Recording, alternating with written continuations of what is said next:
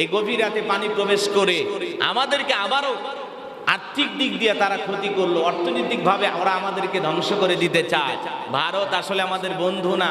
যখন খরার মৌসুমে আমাদের পানির প্রয়োজন, আমরা ফসল উৎপাদন করতে পারি না, ফারাক্কার বাঁধ খুলে দেয় না, একটু পানি পানি বলে চিৎকার মানে কৃষক যে পানি দাও পানি দাও, পানির প্রয়োজন, তখন ওরা আমাদেরকে পানি দেয় না। গরমের সময় আমরা ফসল চাষ করতে পারি না, একটু পানির জন্য গরমের মৌসুমে ওরা আমাদেরকে পানি দিতে চায় না। আবার বন্যার মৌসুমে এমনিতেই বন্যা অবস্থা খারাপ, তার উপরে বন্যার পানি ছেড়ে দিয়ে আমাদেরকে ওরা ডুবিয়ে মারতে চায়। এটা হলো ভারতের ষড়যন্ত্র, কথা বলেন ঠিক না? আর যাই হোক, মুশরিকেরা কখনো মুমিনের বন্ধু হতে পারে না। আসসালামু আলাইকুম ইসলাম দরদি ভাই ও বোনেরা, দেশ এবং দেশের বাইরে থেকে যারা আমার এই ghost SAR Islamic YouTube channel দেখছেন তাদেরকে জানাই আমার আন্তরিক প্রীতি, শুভেচ্ছা, ভালোবাসা ও সালাম।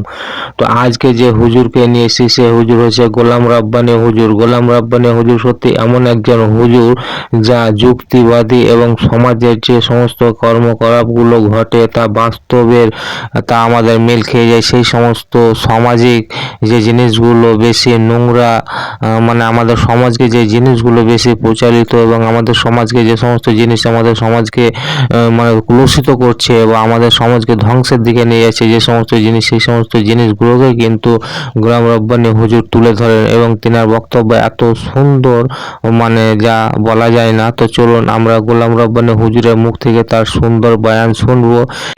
আজকে ফেনী লক্ষ্মীপুরে আমরা যে অবস্থা দেখতে পেলাম, আহারে, আমরা নিউজের মাধ্যমে যত সংবাদ পাইতেছি, চ্যানেলের মাধ্যমে যে নিউজগুলো প্রচার করা হচ্ছে, তাকায় দেখি ফেনী, নোয়াখালী, লক্ষ্মীপুর, কুমিল্লা, চাঁদপুর সহ ওই অঞ্চলের মানুষগুলো বন্যার পানিতে আহাজারি কান্নাকাটি করতেছে।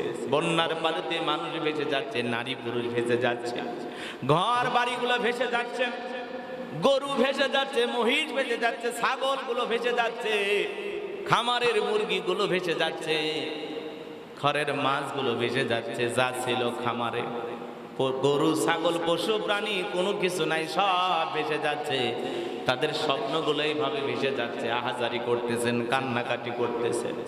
কেউ বা টিনের ওপরে আশ্রয় নিয়েছে, টিনের ওপরে আশ্রয় নিয়েছে বেঁচে থাকার জন্য। ওই এলাকার মসজিদগুলোতে তারা আশ্রয় নিয়েছে, নিচতলায় বসার কোনো জায়গা নাই, দাঁড়ানোর কোনো জায়গা নাই। 2-3 তালা বাড়ি পর্যন্ত পানির ভিতরে ডুবে গেছে। মানুষগুলোর কষ্ট দেখে বুকটা ফেটে যাচ্ছে।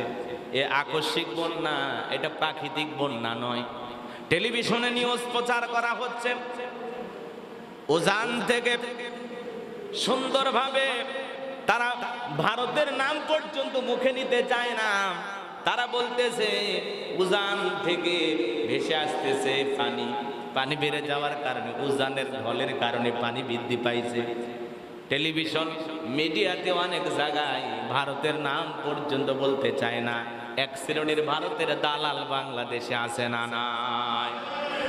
প্রথম আলো নিউজ করেছেন কয়েকদিনের টানা ভারী বর্ষণে, বৃষ্টি এবং উজান থেকে নেমে আসা পাহাড়ি ঢলে বিভিন্ন অংশে পানি বেড়ে গেছে, বিভিন্ন অংশে বন্যা দেখা দিয়েছে। এরা ইন্ডিয়াও বলতে চায় না, ভারতে বলতে চায় না। ইন্ডিয়া ভারত এদের আর একটা নাম আছে উজান, এটা ওরা বোঝে কিন্তু আমরা বুঝি না। কথা কি বুঝতে পারছেন? বিভিন্ন মিডিয়াতে এরা কত বড় সাংবাদিকতার নামে এই দেশের মানুষের সাথে কতটা প্রতারণা করতে পারে। কথায় আছে না, কারো কারো কাছে ইন্ডিয়া বলতে চায় না।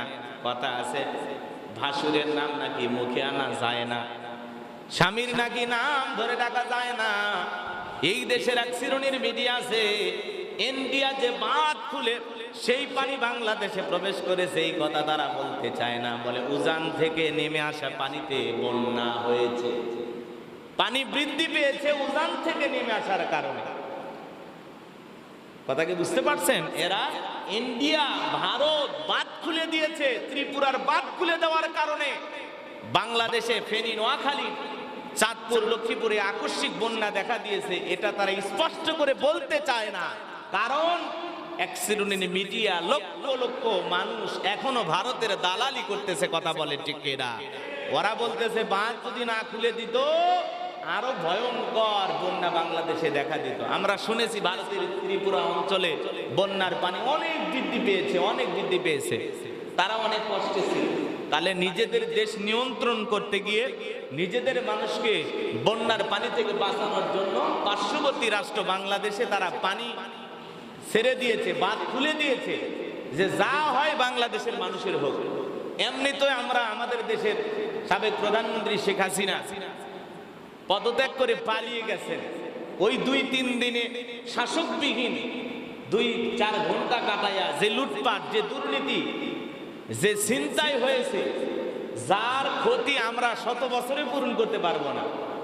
তাহলে প্রধানমন্ত্রী শেখ হাসিনা দেশ থেকে পালায় তো আমাদের অনেক বড় ক্ষতি করেই গেলেন, অর্থনৈতিকভাবে আমাদেরকে ধ্বংস করে চলে গেলেন। আবার এই আকস্মিক বন্যা, ভারতের বাঁধ খুলে দেওয়ার কারণে, এই ষড়যন্ত্র করে গভীর রাতে বাঁধ খুলে দেওয়ার কারণে ফেনী নোয়াখালীতে এই গভীর রাতে পানি প্রবেশ করে আমাদেরকে আবারও আর্থিক দিক দিয়ে তারা ক্ষতি করলো, অর্থনৈতিক ভাবে ওরা আমাদেরকে ধ্বংস করে দিতে চায়। ভারত আসলে আমাদের বন্ধু না।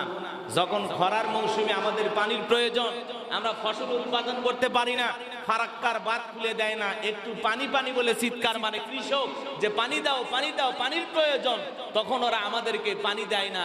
গরমের সময় আমরা ফসল চাষ করতে পারি না, একটু পানির জন্য গরমের মৌসুমে ওরা আমাদেরকে পানি দিতে চায় না। আবার বন্যার মৌসুমে এমনিতেই বন্যা অবস্থা খারাপ, তার উপরে বন্যার পানি ছেড়ে দিয়ে আমাদেরকে ওরা ডুবিয়ে মারতে চায়। এটা হলো ভারতের ষড়যন্ত্র, কথা বলেন ঠিক না?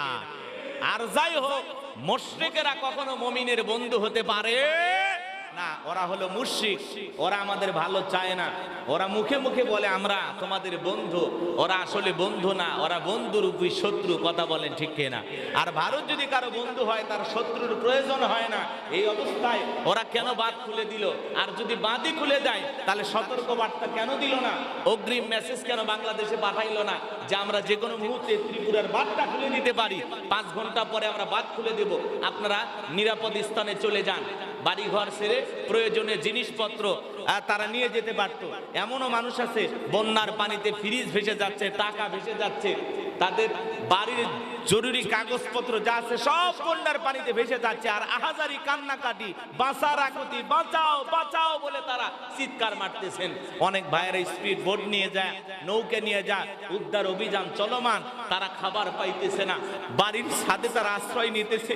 কেউ তার দুঃখিনী মাকে, আহারে আমি একটা ভিডিওতে দেখলাম 3 ভাই মিলে দুঃখিনী মাকে কোলে তুলে নিয়ে বন্যার পানিতে ভাসতেছে। হ্যাঁ বন্ধুরা, আজকের ভিডিও কিন্তু এই পর্যন্ত। এরপরে কিন্তু আবার আমরা নতুন কোনো একটা ভিডিও নিয়ে উপস্থিত হবো। তাই বন্ধুরা, আমার এই চ্যানেলটাকে যারা সাবস্ক্রাইব করবেন তারা কিন্তু প্লিজ দয়া করে সাবস্ক্রাইব করে নিও।